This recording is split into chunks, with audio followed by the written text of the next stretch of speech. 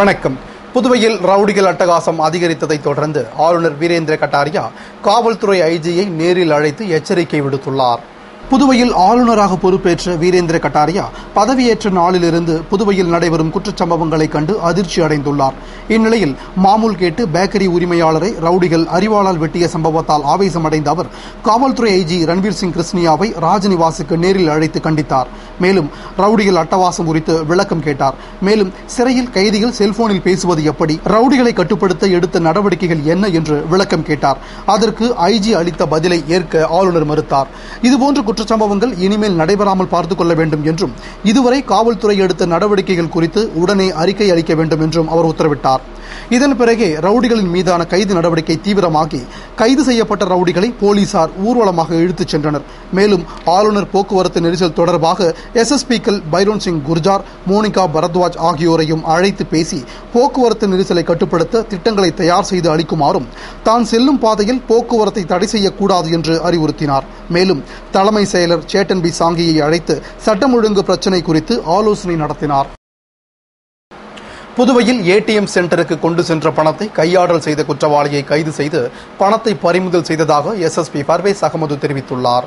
இதுகுறித்து எஸ்எஸ்பி பர்வேஸ் அகமது செய்தியாளர்களுக்கு அளித்த பேட்டியில், புதுவையில் மும்பையை தலைமையிடமாக கொண்டு இயங்கி வரும் ரைட்டர்ஸ் சேஃப்கார்ட் நிறுவனம் அரசு மற்றும் தனியார் வங்கிகளின் ஏடிஎம் மையங்களை பராமரித்து பணம் இருப்பை பரிசோதனை செய்யும் பணியினை மேற்கொண்டு வரும் நிலையில் பாரத ஸ்டேட் வங்கியிடமிருந்து கடந்த 20ஆம் தேதி 1,90,00,000 ரூபாய் பணத்தை பெற்றுக்கொண்டு தங்களது டாடா ஏஸ் வாகனத்தில் ஏற்றிக்கொண்டு சென்ற ATM operator Kumaravel, gunman Abdul Manan, வாகன ஓட்டுநர் அருள் ஆகியோர் ஏடிஎம் மையத்தில் பணத்தை ஒப்படைத்துவிட்டு நிறைவில் தங்களது அலுவலகத்திற்கு வந்து பணத்தை ஒப்படைக்க பெட்டியின் பூட்டை திறந்து பார்த்தபோது அதில் 30 லட்சம் ரூபாய் பணம் காணவில்லை. இதுகுறித்து ரெட்டியார்பாளையம் காவல் நிலையத்தில் நிறுவன மேலாளர் ராமச்சந்திரன் புகார் அளித்தார். பின்னர் நடத்திய விசாரணையில் பணத்தை ஓட்டுநர் அருள் ஏற்கனவே குமாரவேலிடம் இருந்த சாவியை அவருக்கு தெரியாமல் எடுத்து போலி சாவி தயாரித்து வைத்திருந்து அன்றைய தினம் மற்ற பணியாளர்கள் தலைமை செயலக ஏடிஎம் சென்டருக்கு சென்றபோது 30 லட்சம் ரூபாய் பணத்தை கையாடல் செய்ததையும், உடல் குறைபாடுடைய தனது பெண் குழந்தைக்கு வெளிநாட்டில் மருத்துவம் செய்ய திருடியதாகவும் ஒப்புக்கொண்டார். இதையடுத்து பணத்தை பறிமுதல் செய்ததாக தெரிவித்த அவர் இந்த வழக்கில் திறமையாக செயல்பட்டு குற்றவாளியை பிடித்து முழு பணத்தையும் மீட்டு தந்த போலீசாரை பாராட்டினார். அப்போது எஸ்பி தெய்வசிகாமணி, வட்ட ஆய்வாளர் பாஸ்கரதாஸ் ஆகியோர் உடனிருந்தனர். புதுவை கால்பந்து கழகத்தின் சிறப்பு பொதுக்குழு கூட்டம் சங்கத் தலைவர் ஜான்குமார் தலைமையில் நடத்தப்பட்டு அதில் பல்வேறு தீர்மானங்கள் நிறைவேற்றப்பட்டன. புதுவை ஜேவிஆர் ஹாலில் கால்பந்து கழகத்தின் சிறப்பு பொதுக்குழு கூட்டம் நடைபெற்றது. கால்பந்து கழக துணைத் தலைவர் சுப்புராயன் வரவேற்று பேசிய கூட்டத்தில் சிறப்பு விருந்தினராக கழக தலைவரும் முன்னாள் நகரமன்ற துணைத் தலைவருமான ஜான்குமார் கலந்து கொண்டு கூட்டத்திற்கு தலைமை தாங்கி பேசினார். சங்கத்தின் நிரந்தர உறுப்பு அணிகளின் நிர்வாகிகள் ரொஸ்தோர், இளங்கோவன், தனசேகரன், அழகப்பன் உள்ளிட்ட 30க்கும் மேற்பட்ட நிர்வாகிகள் கலந்து கொண்ட கூட்டத்தில் சென்ற பொதுக்குழுவில் அமைக்கப்பட்ட அடாக் கமிட்டியை அகில இந்திய கால்பந்து சம்மேளன வழிகாட்டுதலின்படி கலைக்கப்பட்டு முன்பிருந்த கமிட்டியை தொடர்வது என்றும், காசாளர் சுப்பிரமணியன் கடந்த 3 ஆண்டுகளாக சங்கத்தின் வரவு செலவு கணக்கினை காட்டாததால் அவர் வரவு செலவு கணக்கை ஒப்படைக்கும் வரை சங்கத்தின் எந்த செயல்பாடுகளிலும் கலந்து கொள்ளக்கூடாது என்றும் முடிவெடுக்கப்பட்டது. மேலும் சங்க துணை செயலாளர் பழனி அவர்கள் சங்க செயல்பாடுகளில் அதிகார துஷ்பிரயோகம் செய்ததால் அவரை தற்காலிகமாக பொறுப்பிலிருந்து நீக்குவது என்றும், ராமமூர்த்தி, கலைநாதன், ஆரோக்கியநாதன் ஆகியோர் தேசிய விளையாட்டுப் போட்டிகளில் சென்று வந்த வரவு செலவு கணக்கினை தராததால் அவர்கள் அந்த கணக்குகளை ஒப்படைக்கும் வரை சங்க செயல்பாடுகளில் இருந்து தற்காலிகமாக நீக்குவது என்றும், கால்பந்து சங்கம் மேலும் சிறப்பாக செயல்படும் வகையில் selection committee, coaching committee, rules committee, discipline committee, league committee, finance committee, கால்பந்து கழக நடுவர் கமிட்டி போன்ற கமிட்டிகள் அமைக்கப்பட்டு கமிட்டிகளுக்கு தலைவர் மற்றும் நிர்வாகிகள், உறுப்பினர்கள் நியமிக்கப்படுவது என்று தீர்மானம் நிறைவேற்றப்பட்டது.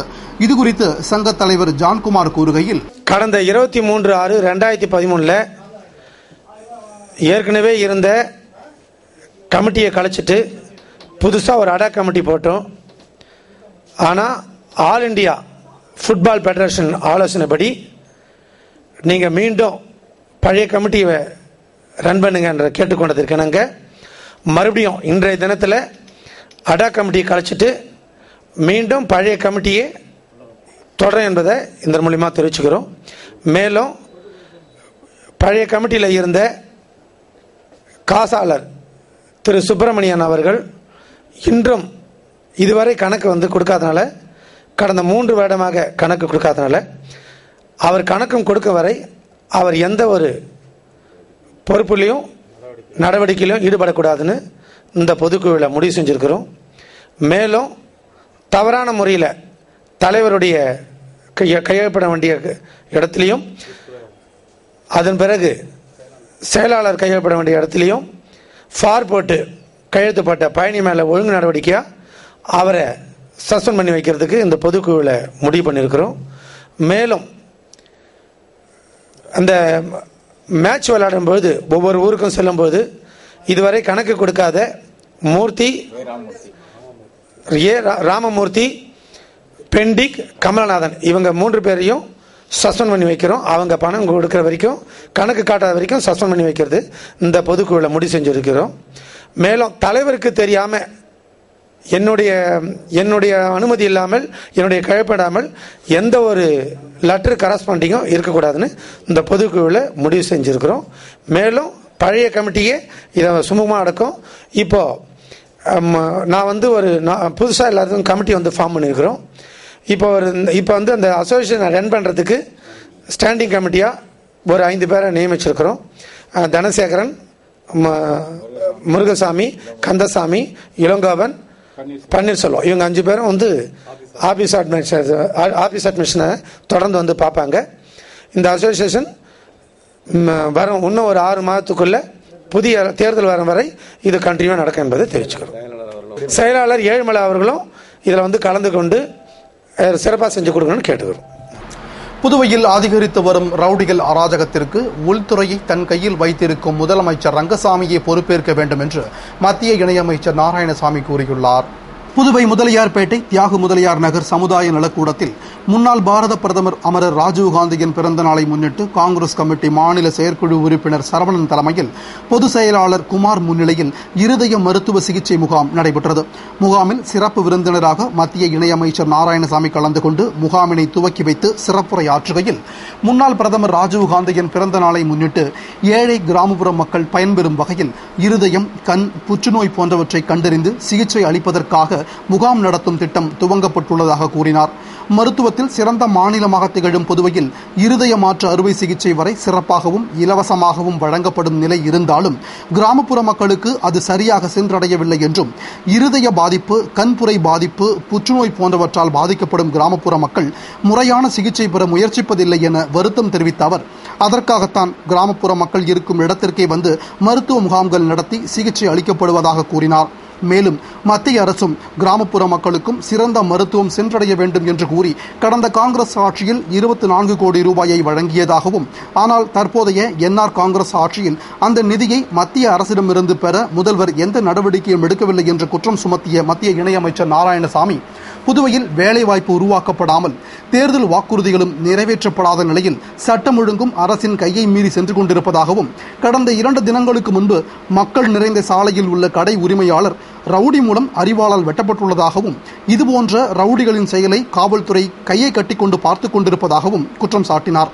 அமைதியான புதுவை மாநிலத்தில் பெண்கள் தனியாக நடமாட முடியாத நிலையும், செல்போனில் மிரட்டி பணம் பறிப்பது என ரவுடிகளின் ராஜ்யம் அதிகரித்துள்ளதாகவும், இதற்கெல்லாம் உள்துறையை தன்னிடம் வைத்துக் கொண்டு காவல்துறையை கண்டுகொள்ளாமல் இருக்கும் முதல்வர் ரங்கசாமியை பொறுப்பேற்க வேண்டும் என்றும், இறுதியில் மக்கள் என்ஆர் காங்கிரசுக்கு ஏன் வாக்களித்தோம் என்று சிந்திக்கும் நிலை உருவாகி இருப்பதாகவும் கூறினார். மாநில காங்கிரஸ் தலைவர் ஏவி சுப்பிரமணியன், எதிர்க்கட்சித் தலைவர் வைத்திலிங்கம் ஆகியோர் வாழ்த்துரை வழங்கிய முகாமில் காங்கிரஸ் பொதுச் செயலாளர்கள் ஜெயமூர்த்தி, நீலகங்காதரன் உள்ளிட்ட நிர்வாகிகள் கலந்து கொண்டனர். முகாமில் திரளான பொதுமக்கள் பங்கேற்று இருதய சிகிச்சை பெற்று பயனடைந்தனர். முகாமிற்கான ஏற்பாட்டினை முதலியார்பேட்டை தொகுதி உழந்தைக்கீரப்பாளையம் பாரதிதாசன் நகர் வார்டு காங்கிரஸ் கமிட்டி நிர்வாகிகள் செய்திருந்தனர். கடுமையான நிதி நெருக்கடியிலும் கல்விக்கு முக்கியத்துவம் அளித்து புதுவை அரசு மேற்கொண்டு வரும் நல்ல முயற்சிகளை மாணவர்கள் பயன்படுத்திக் கொள்ள வேண்டும் என்று கல்வி அமைச்சர் தியாகராஜன் அறிவுறுத்தியுள்ளார். புதுவை வர்த்தக சபை சார்பில் வள்ளலார் சாலை வேல் சொக்கநாதன் திருமண நிலையத்தில் வர்த்தக சபை தலைவர் செண்பகராஜன் தலைமையில் 2012, 2013 ஆண்டு 10 மற்றும் 12ஆம் வகுப்பு பொதுத் தேர்வில் தமிழ் பாடத்தில் முதல் 3 இடங்களை பிடித்த மாணவ மாணவிகளுக்கு பரிசளிப்பு விழா நடைபெற்றது.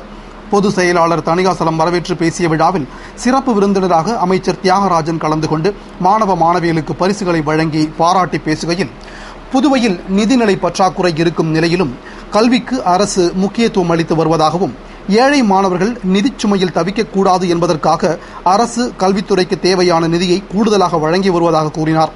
அரசின் முயற்சிகளை மாணவர்கள் நல்ல முறையில் பயன்படுத்திக் கொள்ள வேண்டும் என்று அறிவுறுத்திய அவர், புதுவை மாணவர்கள் மற்ற மாநில மாணவர்களுக்கு எடுத்துக்காட்டாக இருப்பதாகவும், கிராமப்புற மாணவர்களின் தேர்ச்சி விகிதமும் அதிகரித்து புதுவை கல்வியில் சிறந்த மாநிலமாக திகழ்வதாக பெருமிதம் கொண்டார். மேலும் மாணவர்கள் மருத்துவம் மற்றும் பொறியியல் துறைகளை மட்டும் தேர்வு செய்து படிக்காமல் நமது மாநில முதல்வர் அடிக்கடி சொல்வது போல IAS, IPS பயின்று வெற்றி பெற்று மாநிலத்திற்கு பெருமை சேர்க்க வேண்டும் என்று அவர் அறிவுறுத்தினார். தொடர்ந்து சட்டமன்ற உறுப்பினர் லட்சுமி நாராயணன் வாழ்த்துரை வழங்கினார். விழாவின் நிறைவில் இணை பொதுச் செயலாளர் ரவி நன்றி கூறினார். வர்த்தக சபை துணைத் தலைவர் சேகர், பொருளாளர் குணசேகரன் முன்னிலையில் நடைபெற்ற விழாவில் மாணவ மாணவியர்கள், பெற்றோர்கள், வர்த்தக சபை நிர்வாக குழு உறுப்பினர்கள் மற்றும் அனைத்து உறுப்பினர்கள் கலந்து கொண்டு சிறப்பித்தனர். புதுவை மணக்குள விநாயகர் கோவிலில் இருந்து சங்கடஹர சதுர்த்தியை முன்னிட்டு புறப்பட்ட பாத யாத்திரையை மத்திய இணையமைச்சர் நாராயணசாமி துவக்கி வைத்தார். புதுவை அரியாங்குப்பம் ஸ்ரீ மணக்குள விநாயகர் கோவிலில் ஆண்டுதோறும் ஆவணி மாத சங்கடஹர சதுர்த்தியை முன்னிட்டு பக்தர்கள் புதுவை மணக்குள விநாயகர் கோவிலிலிருந்து பாத யாத்திரையாக புறப்பட்டு அரியாங்குப்பம் கோவிலுக்கு சென்றடைவர். பின்னர் சுவாமிகளுக்கு சிறப்பு வழிபாடும் வீதி உலாவும் அன்னதானமும் நடைபெறும். அதேபோன்று இந்த ஆண்டும் புதுவை மணக்குள விநாயகர் கோவிலில் இருந்து அரியாங்குப்பம் முன்னாள் கிராம பஞ்சாயத்து தலைவர் முத்துகிருஷ்ணன் தலைமையில் முன்னாள் கிராம பஞ்சாயத்து தலைவர் முருகையன் முன்னிலையில் புறப்பட்ட பாத யாத்திரையை மத்திய இணையமைச்சர் நாராயணசாமி துவக்கி வைத்தார். நிகழ்ச்சியில் முன்னாள் சட்டமன்ற உறுப்பினர் ஜெயமூர்த்தி, முன்னாள் கொம்யூன் பஞ்சாயத்து தலைவர் ஆனந்தன் ஆகியோர் பங்கேற்று சிறப்பித்தனர் மற்றும் திரளான பக்தர்கள் கலந்து கொண்டு புனித பாத யாத்திரையை மேற்கொண்டனர். புதுவை மூதாட்டி கொலை வழக்கில் ஒரு வாலிபரை கைது செய்த போலீசார் மேலும் ஒரு தம்பதியினரை தீவிரமாக தேடி வருகின்றனர். இதுகுறித்து SSP பர்வேஸ் அகமது கூறுகையில், புதுவை காமாட்சி அம்மன் கோவில் வீதியைச் சேர்ந்த இந்திராணி என்ற மூதாட்டி கடந்த சில தினங்களுக்கு முன்பு அவரது வீட்டில் கொலை செய்யப்பட்டு கிடந்தார். மேலும் அவரது நகைகளில் சில மாயமாகியிருந்தது.